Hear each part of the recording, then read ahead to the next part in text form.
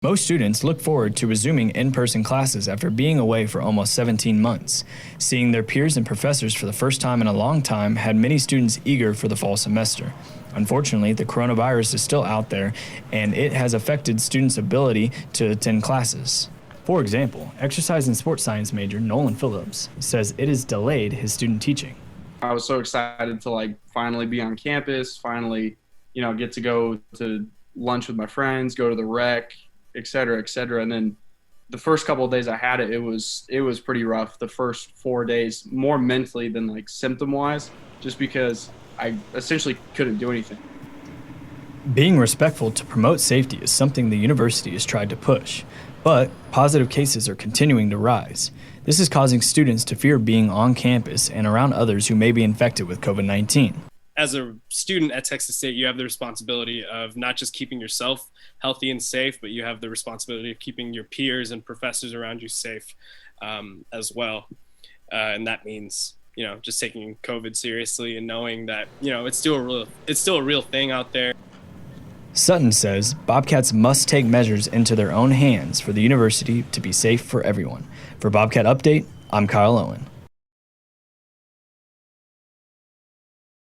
The Texas State softball team has released its schedule for the upcoming 2021 fall season. The home opener will be on Saturday, October 2nd against Texas A&M International. The Bobcats will play 8 games this fall, 5 at home and 3 away. The away games will be in Austin against the Longhorns, in San Antonio against the UTSA Roadrunners, and in College Station against the Aggies. Last season, the Bobcats had a 25-4 record at home, so they're hoping to continue using home field advantage when it's on the schedule. Some areas on campus are under construction, which means students have to take alternative routes to get to their destination. The Quad is one such area. Steam and sewage lines are being repaired between Flowers Hall and the Comal building. The construction was originally set to be completed before the end of October. Now, though, the date has been extended until at least November 15th due to the limited availability of materials and concrete. The Sun Belt Conference Offensive Player of the Week is a Bobcat. Quarterback Tyler Vitt has been recognized for his play last Saturday in Texas State's homecoming game. Bobcat Update's Kyle Owen tells us more.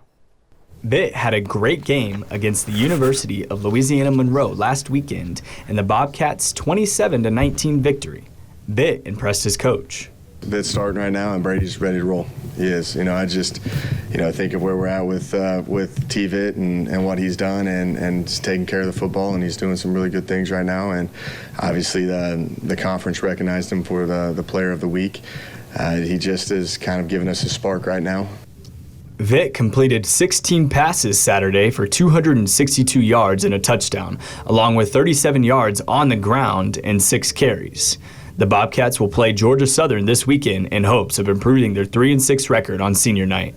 And we're moving into a Georgia Southern team right now that it's a new week, it's a new season, it's a new grind, a new opponent, and all of our focus is on Georgia Southern. What happened last week was great for our program and a great team win, but we got to build off of what we did last week, and we got to have a great week this week. And you got a Georgia Southern team that I wouldn't be fooled by their record. I think they're one of the more talented teams in our league. The game against the Eagles will start at 2 o'clock at Bobcat Stadium and broadcast on KTSW Radio. The game can also be seen on ESPN+. For Bobcat Update, I'm Kyle Owen.